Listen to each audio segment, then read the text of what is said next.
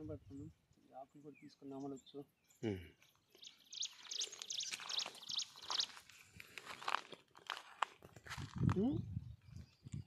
ఇది అడవుల్లో ఎక్కువగా ఉండేటువంటి మొక్క.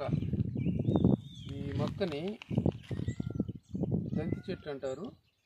ఈ దంతి ఆకులు అనేటువంటివి బాగా నమిలి పుక్కిలిచ్చినట్లయితే, ఈ విధంగా బాగా నమిలి వీటిని పుక్కిలించి కానీ ఊసినట్లయితే దంత సమస్యలు ఏమన్నా ఉంటే నయమవుతాయి. దంతాల యొక్క పుచ్చు అవి వాటిని మనం డంట్ల క్యారీస్ అంటుంటాము.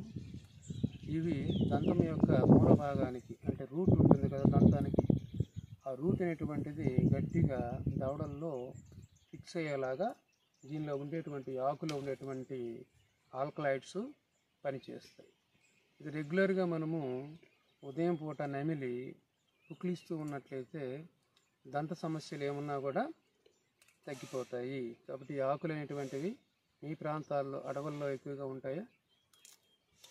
వీటిని మేకలు కూడా ఎక్కువగా తినటం మనం గమనిస్తూ ఉంటాం. కాబట్టి వాటికి దంతాల సమస్యలు మనకు వచ్చినట్టుగా వాటికి రావు. కాబట్టి వీటిని వాడటం వల్ల ప్రయోజనము ఉన్నది.